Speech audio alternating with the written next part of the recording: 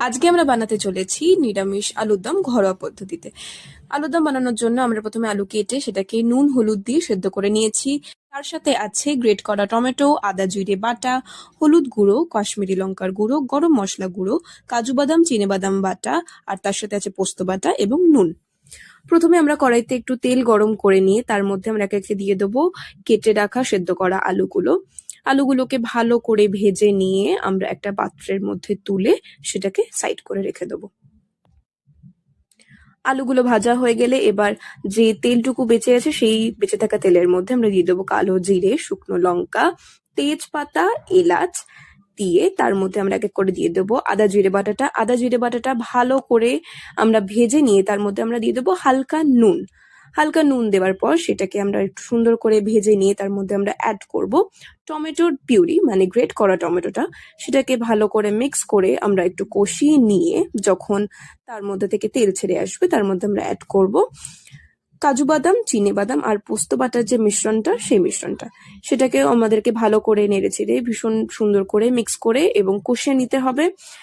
তার মধ্যে কষাতে কষাতেই আমরা তার মধ্যে অ্যাড করব হলুদ গুঁড়ো এবং কাশ্মীরি লঙ্কার গুঁড়ো। আমাদের কিন্তু কষাতে কষাতেই এই মশলাগুলো অ্যাড করতে হবে যাতে কড়াইয়ের মধ্যে মশলাগুলো লেগে না যায় বা পুড়ে না যায়। আমাদের তারপর ততক্ষণ কষাতে হবে যতক্ষণ না তেল ছেড়ে আসছে। দেখুন কি সুন্দর তেল ছেড়ে দিয়েছে। তেল ছেড়ে দেওয়ার পর আমরা এখানে অ্যাড করছি চিনি। আমরা সবাই জানি যে চিনি দিলে খাবারের স্বাদ একটু বাড়ে। চিনিটা অ্যাড করে দেওয়ার পর আমরা এর মধ্যে অ্যাড করে দেবো আমাদের আলুটা। আলু অ্যাড করে দিয়ে ভালো করে নেড়ে চেড়ে তার মধ্যে আমরা দিয়ে দেবো বাড়িতে বানানো গরম মশলা। আপনারা যদি চান এই গরম মশলার রেসিপি জানতে তাহলে এক্ষুনি কমেন্ট বক্সে কমেন্ট করুন। নেক্সট ভিডিওটা তাহলে গরম মশলারই দেখাবো। আচ্ছা, গরম মশলা দিয়ে দেওয়ার পরে এখানে আমরা অ্যাড করে দেবো স্বাদ মতো নুন। স্বাদ মতো নুন দিয়ে আমরা একটু নেড়ে চেড়ে তার মধ্যে অ্যাড করে দেবো জল। অবভিয়াসলি সেটা আমরা অ্যাড করছি গরম জল, কারণ গরম জল দিলে সেদ্ধ ভালো হবে তাড়াতাড়ি এবং টেস্টও হবে। তো আমরা ম্যাক্সিমাম খাবারেই গরম জল ইউজ করার চেষ্টা করি ঠান্ডা জলের থেকে। আপনারাও ট্রাই করে দেখতে পারেন জিনিসটা। ব্যাস, আমাদের রেডি সিম্পল বাড়িতে বানানো নিরামিষ আলুর দম।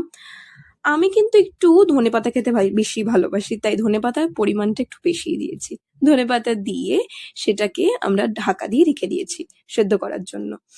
একটু সেদ্ধ হয়ে গেলে ঢাকনা খুলে তার মধ্যে একটু ঘি ছড়িয়ে নেড়ে চেড়ে দিলেই আমাদের রেডি সার্ভ করার জন্য নিরামিষ আলুর দম।